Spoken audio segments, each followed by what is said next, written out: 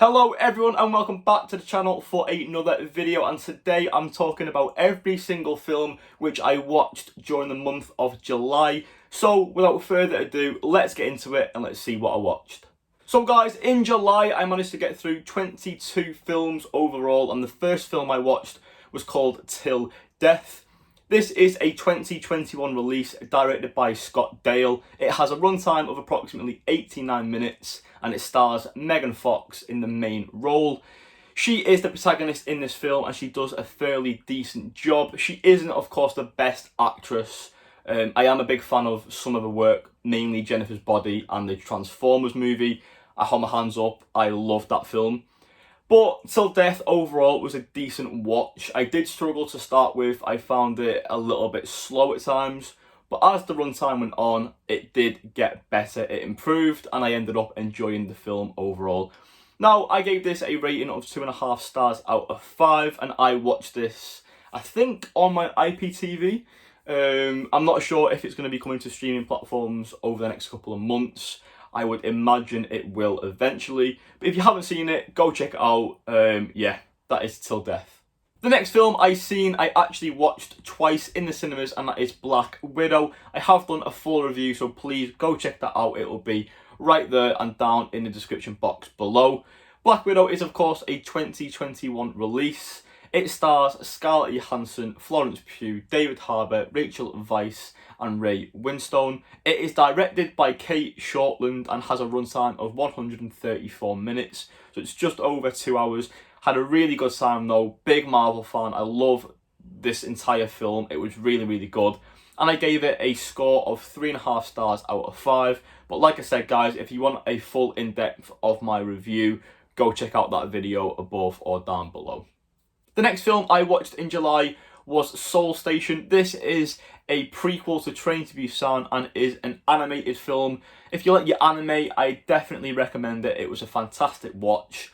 This is directed by Young Song Ho and it released in 2016. The runtime for Soul Station is 92 minutes, so just over an hour and a half. I gave this a score of 2.5 stars out of 5 because I had a really good time with it. I thought the animation style was brilliant. I was captivated from start to finish. It just didn't blow me away. And with me being such a big fan of this franchise, I was expecting a little bit more.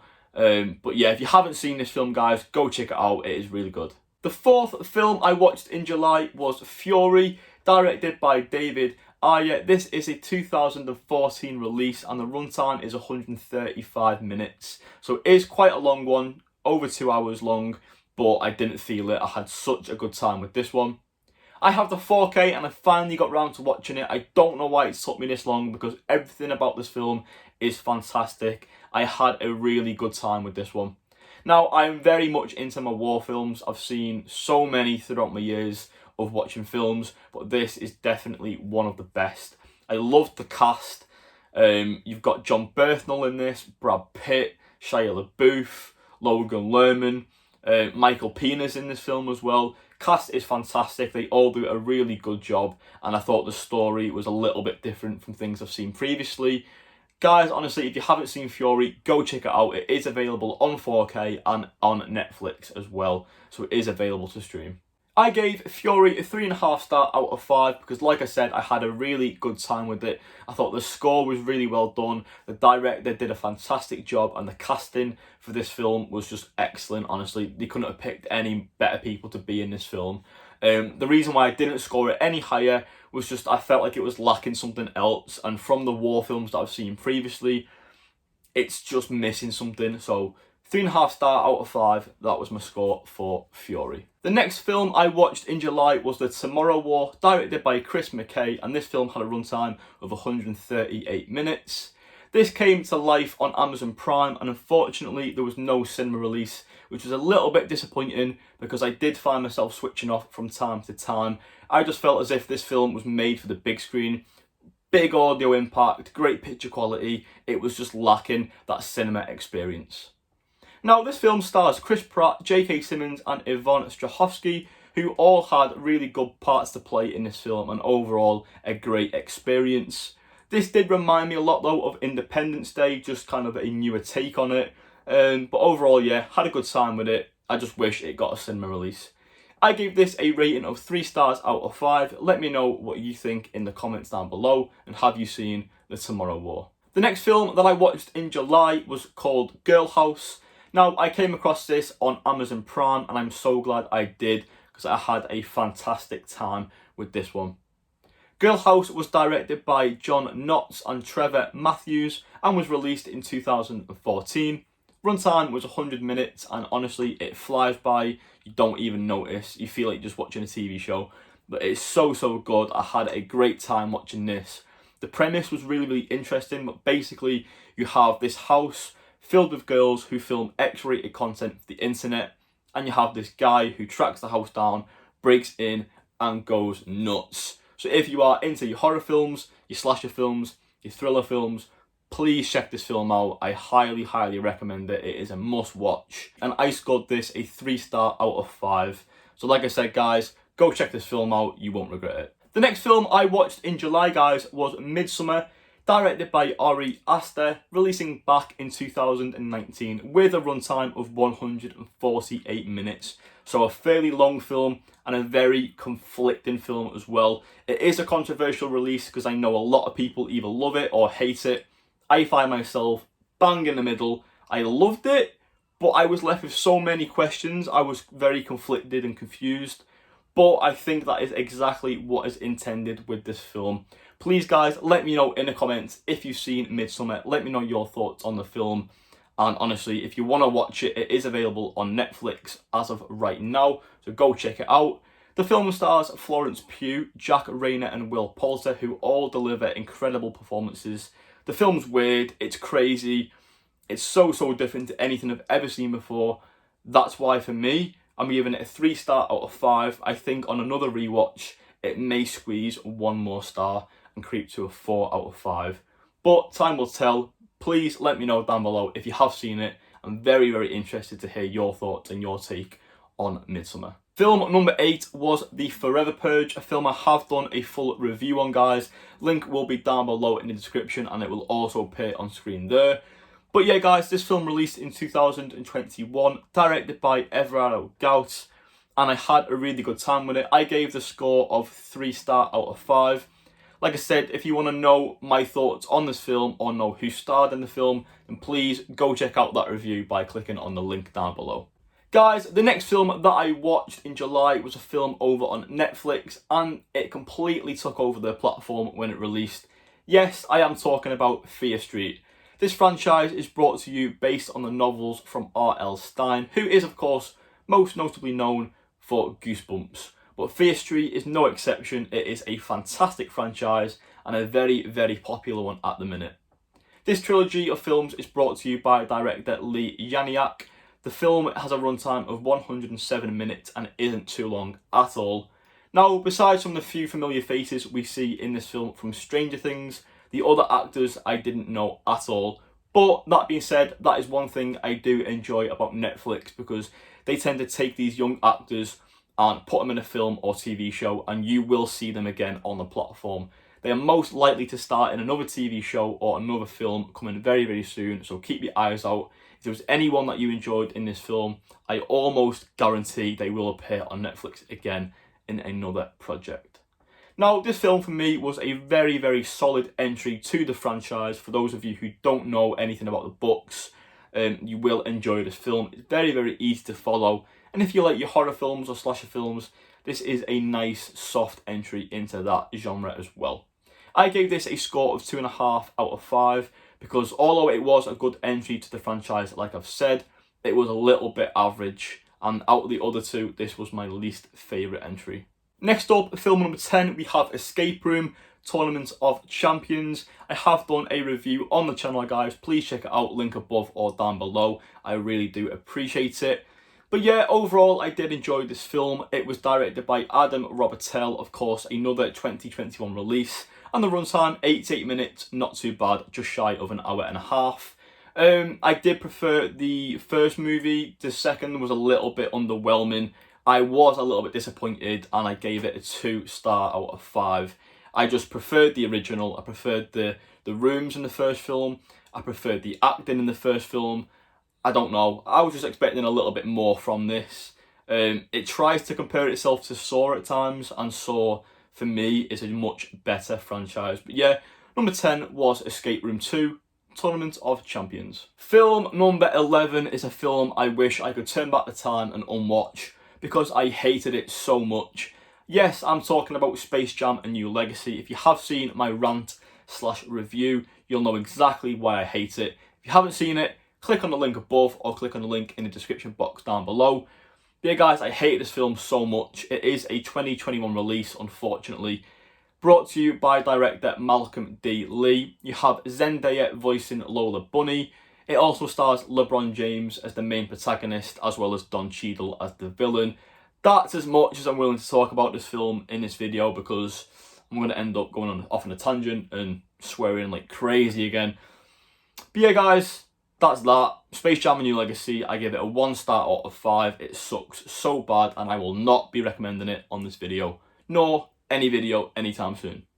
Next up, we have a film called Midnight in the Switchgrass. This film is directed by Randall Emmett, has a runtime of 99 minutes, and of course it is another 2021 release. The film stars Bruce Willis, Megan Fox and Machine Gun Kelly. Little fun fact, this is the film that Machine Gun Kelly and Megan Fox met on. Of course, they are now dating in real life. Bruce Willis, who stars in the film, is actually in the film for around 5 minutes or less, despite featuring pretty heavily in the promotional artwork and the trailers. It's a bit of false advertising, but who cares, because Megan Fox, who is the protagonist, carries the film on her back. This is probably one of her better films as of late. She gives a really good performance, and she honestly blew me away. The plot overall though was really interesting. You have this serial killer that is killing girls, and Megan Fox, who is a cop, alongside Bruce Willis, tries to track him down. And the film kind of takes a turn for worse. It's really interesting. Honestly guys, I recommend it. Go check it out. But overall guys, I gave this film a 3 star out of 5. Film number 13 is Old, a 2021 movie brought to you by M. Night Shyamalan. The crazy mind of his is just insane. This is a very, very strange film, and it is definitely not one of his best, I have to say. I found myself laughing at parts I most definitely shouldn't have been laughing at, because it's not a comedy film. But some of the actors' performances, like the way they were like reacting to things, just felt so unnatural and unauthentic. I was so confused, like why are they reacting to that scene like that? It was so weird.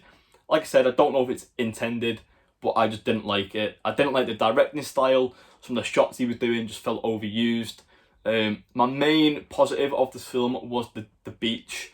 The beach felt like a character in itself, and you really wouldn't want to ever visit this beach with your family, because obviously the premise of this film is you go to this beach and you age rapidly, and some crazy things happen on this beach, but I still felt underwhelmed. The film was missing something. I was disappointed.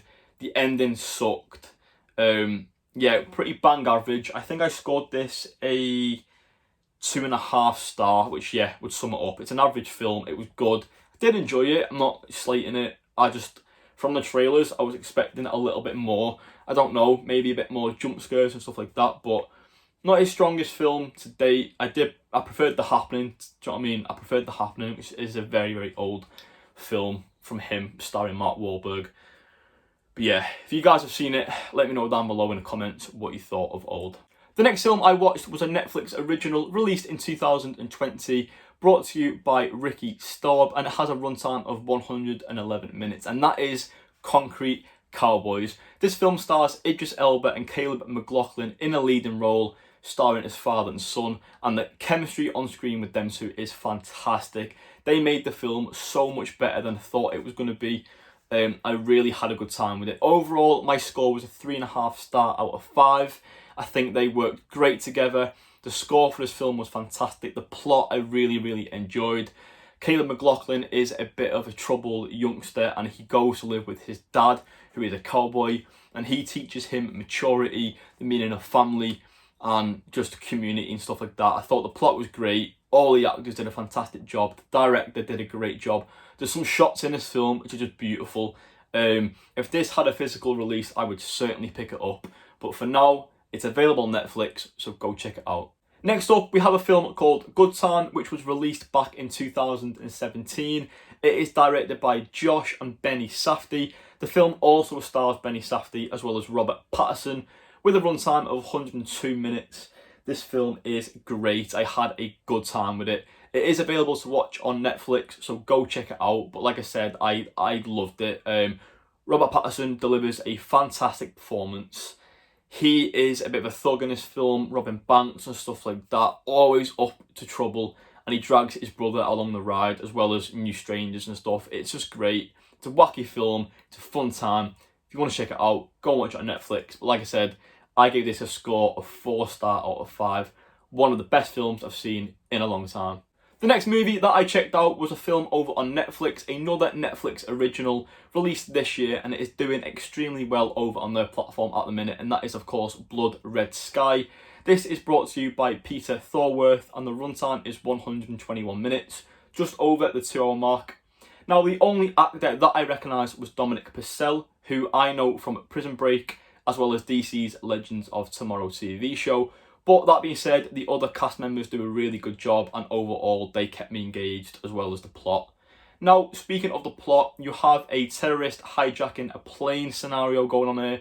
They threaten to blow it up, your standard usual stuff. But on board there is a mother and son duo, and at the time we think the mother is sick. We think she has like some form of illness, like cancer or something like that.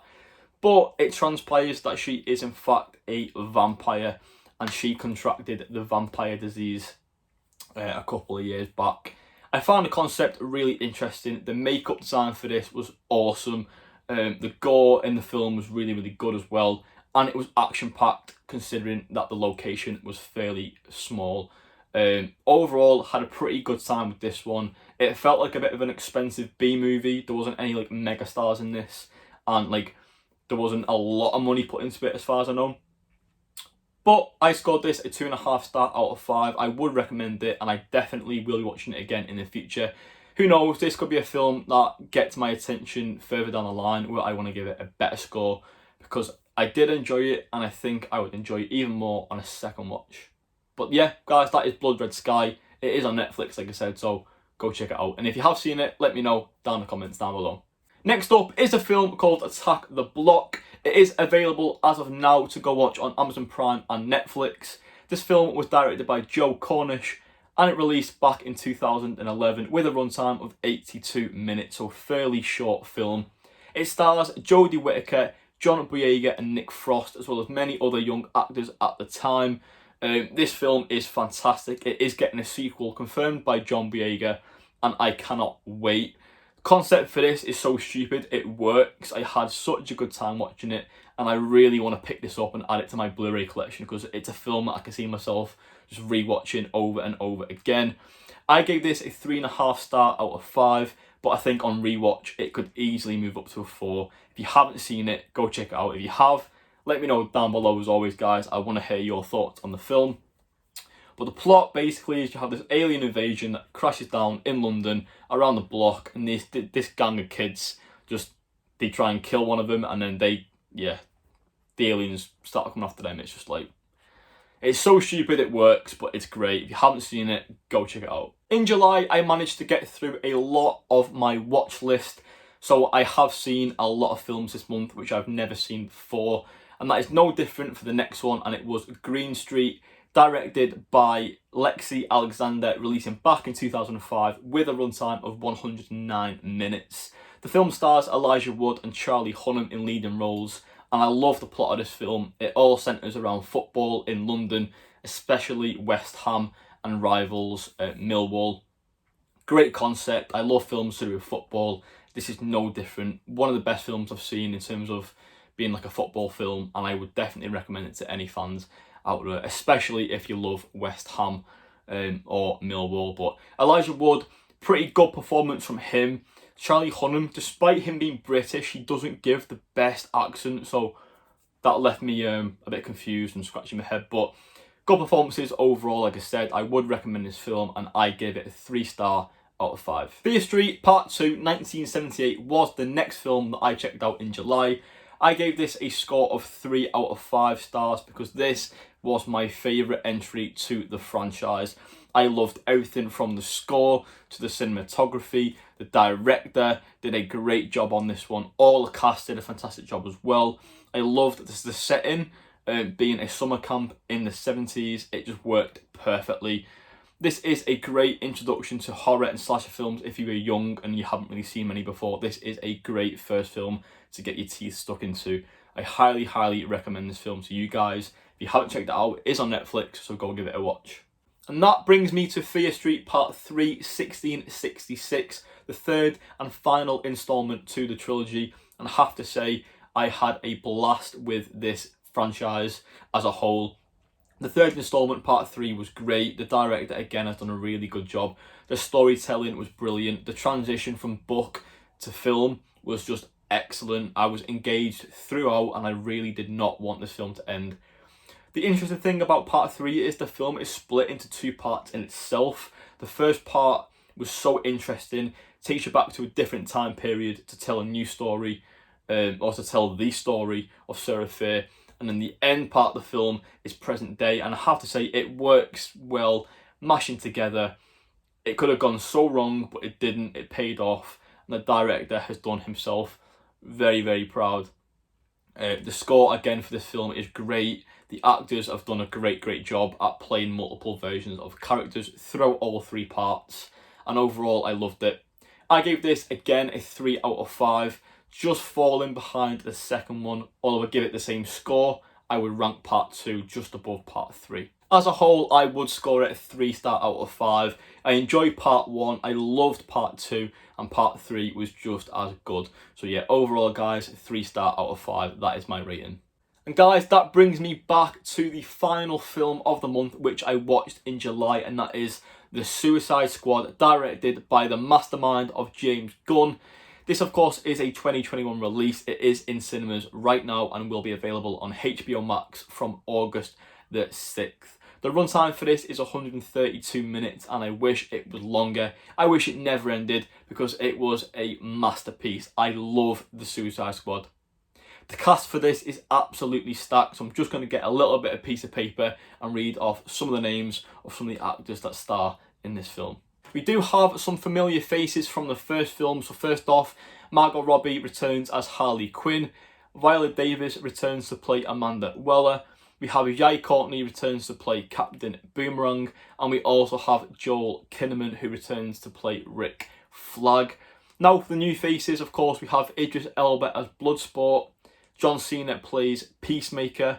Sylvester Stallone voices the role of King Shark. And I just have to say, the CGI on King Shark was great, and that character overall was a hit. It worked really well, especially all the jokes that he made. Peter Capaldi plays the Thinker. Sean Gunn stars in this film 2 times. He plays Calendar Man, and he is the motion capture artist for Weasel as well. Michael Rooker also stars in this film as Savant, and then finally we have Pete Davidson who plays Blackguard. Guys, there are so many more actors and actresses who play roles in this film. The list could go on and on and on. There's so many superheroes, so many villains. This film is fantastic. Highly recommend this film to anyone out there who is a DC fan, comic fan, Marvel fan. This could easily get Film of the Year. Now, I did love Black Widow. I have seen it twice. But The Suicide Squad, I think, is a better film. I give this a rating of 4.5 stars out of 5. Definitely going to be getting this on 4K. I have pre-ordered both steelbooks and I can't wait to watch it again. I do have more videos coming up this week, guys, so please stay tuned for that. But as always, thank you so much for watching. Please leave a like on the video, comment down below all the movies you've seen in July if you've seen any of the ones that I have. And please hit that subscribe button for more content like this. As always, guys, thank you so much and I will see you in the next one.